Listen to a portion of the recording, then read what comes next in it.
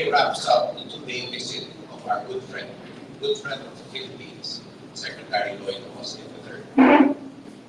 Yesterday, we signed a historic agreement, the General Secrecy of Military Information Agreement, which I take it to mean is a seal of good housekeeping insofar as the Philippine Armed Forces is concerned, because it says or it states as a premise that we are operationally secure, our processes are safe and secure, and because of this, we will be able to cooperate with each other on a different level. Secondly, we inaugurated the Combined Coordinating Center, which will be a fusion center for joint combined activities in the future bilaterally, which we need for interoperability given our shared threats and shared interests in the area. Thirdly, the President expressed his, aside from talking about the strategic views of the President on our bilateral and multilateral relationships, he also expressed his personal thanks for the commitment of Secretary Austin towards the robustness of the Philippine-U.S. defense relationship and the relationship in general.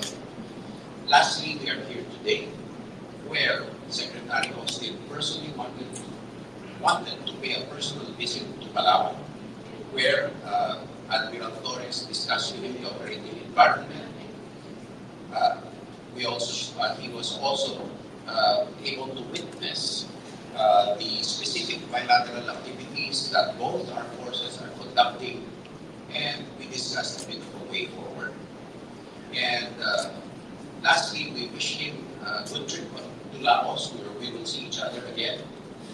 And as Secretary Austin says, I will take a word out of his page. The Philippines is not an ally, it's family. And he certainly has proven it. Thank you very much.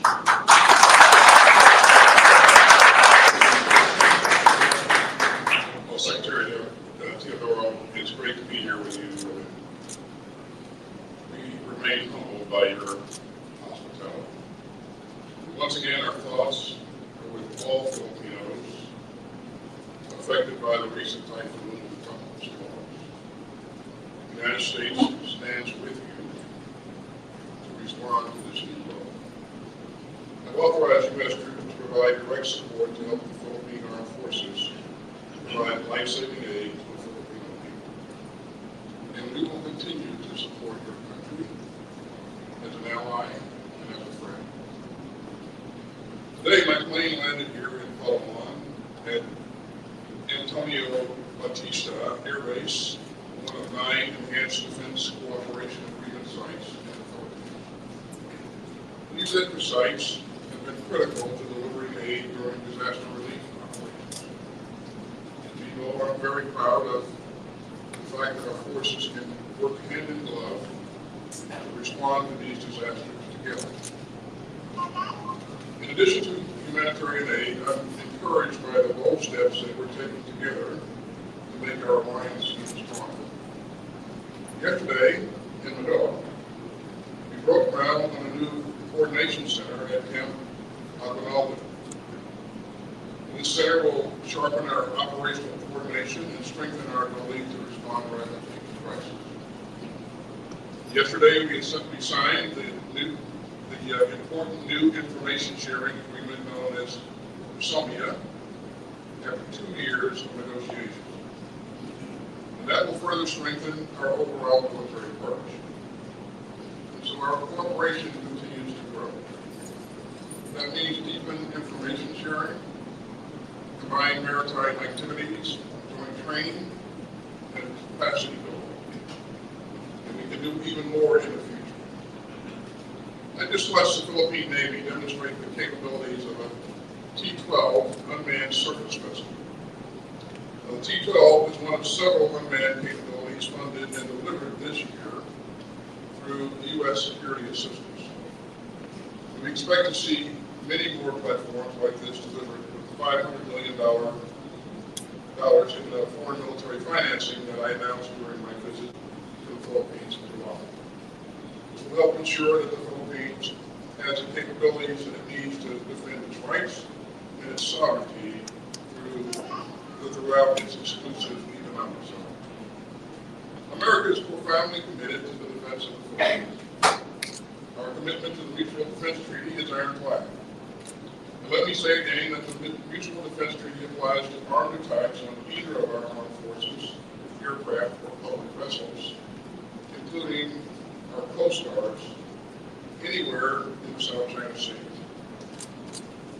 The past few years have been a period of truly historic progress for the U.S.-Philippine alliance.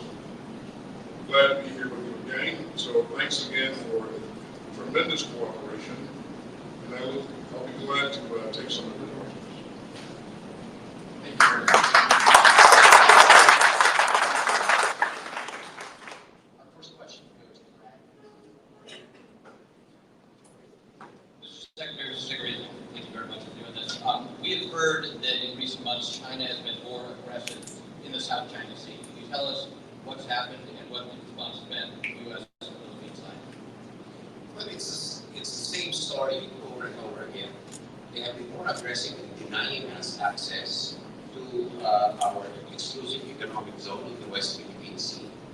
They have really placed a lot of these pseudo-military vessels, disguised as Coast Guard vessels and maritime militia vessels in the areas of the West Philippine Sea.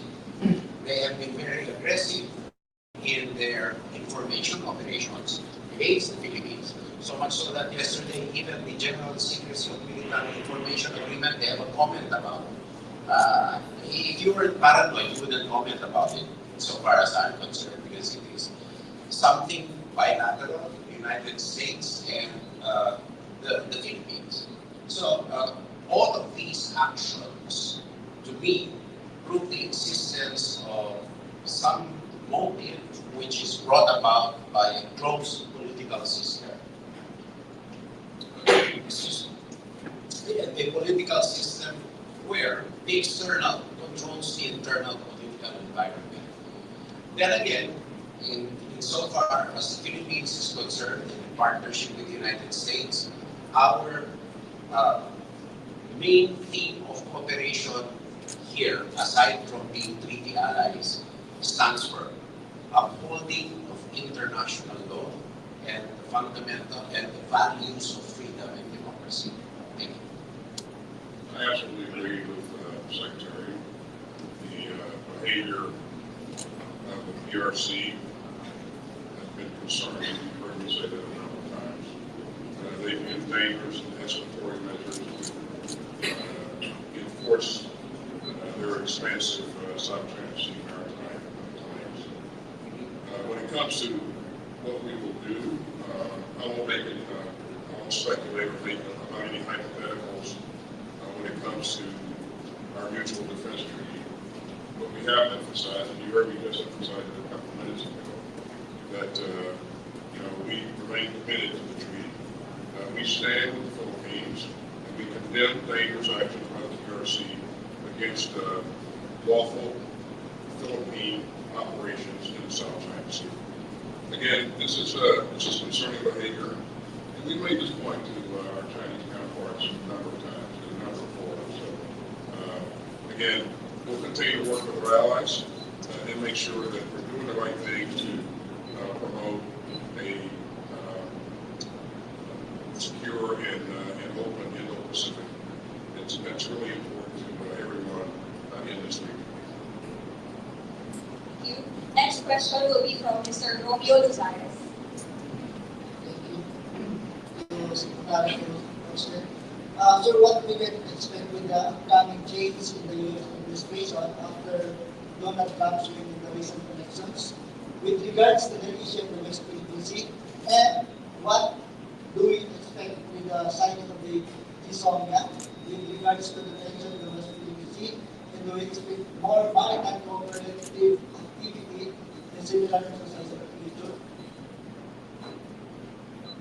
So the question is, as I understood it, what can we expect with the new administration?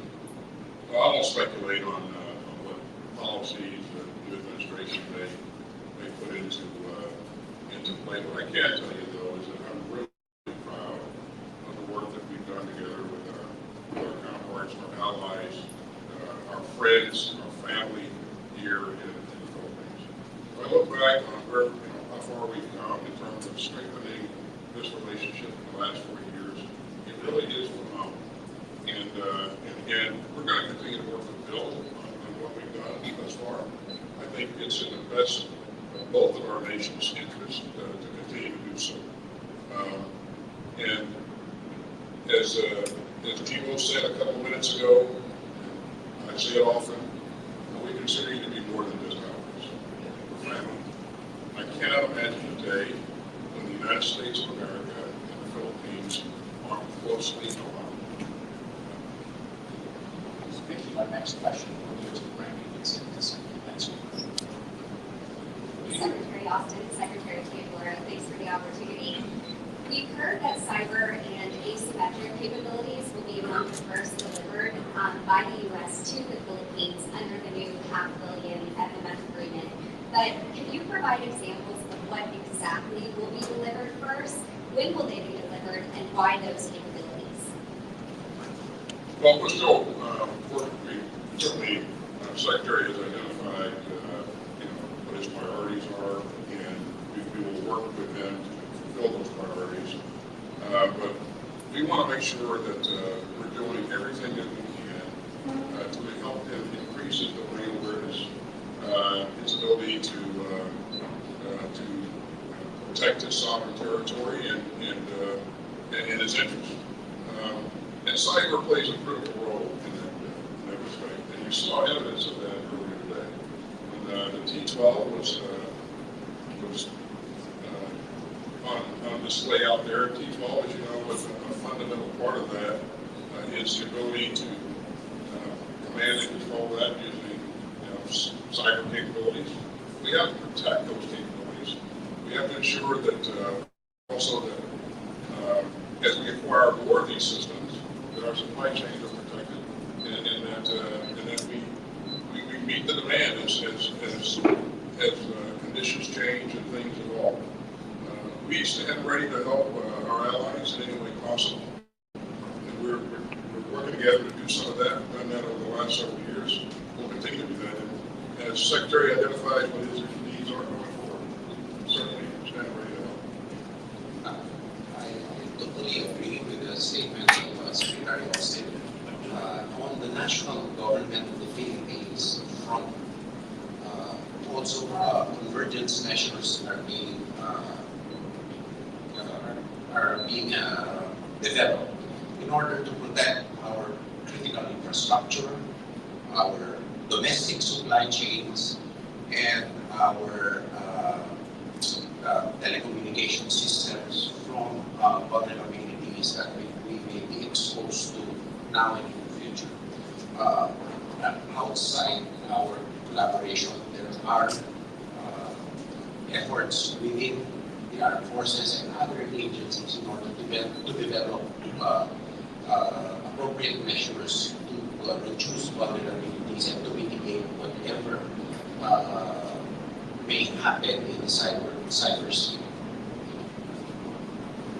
Next question is from Mr. Patrick De Jesus. Good afternoon, gentlemen. For Secretary Austin, Secretary Theodora, and Presidents. You had the most visits in the Philippines for the U.S. Defense Secretary during your what was achieved in further strengthening the U.S.-Philippines Defense Coalition. And also, come January, the administration in the U.S. will change. Will the Philippines still receive the $500 million US worth of military assistance once President Trump takes office? Again, Patrick, thanks for the question. I won't speculate on what the next administration will do. What I can tell you is what I know. And what I know is that I've seen strong support for the Philippines in both parties in the United States. And my guess is that we'll continue to see that going forward. This relationship is important. And it's I think that's evident to most people. And I think, it's in our best interest, as I said before, both in our best interest, to continue to develop the relationship and help Secretary meet his goals in terms of modernization, so that he can continue to protect his sovereign interest and the people of the Philippines, protect their the fishing rights and those kinds of things. So I believe that this will remain an important country to us for many, many years in the future.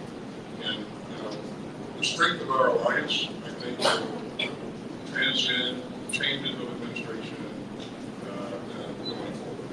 So again, I won't speculate on any changes in policy.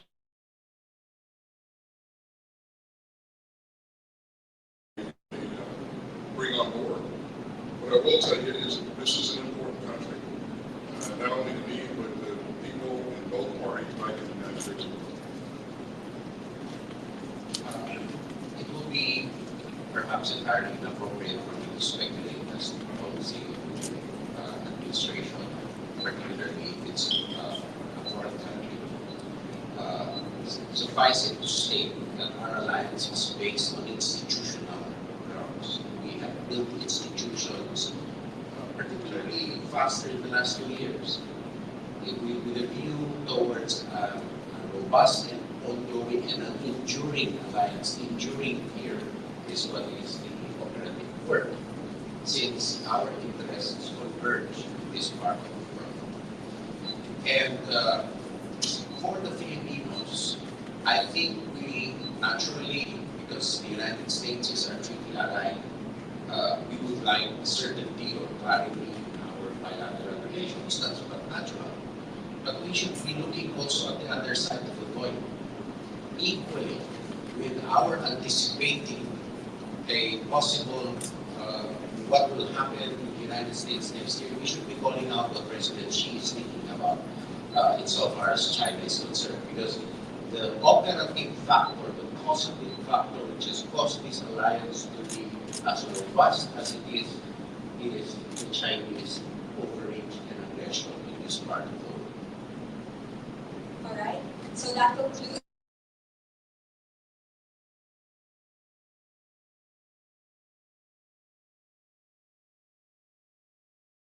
Very much. Good afternoon.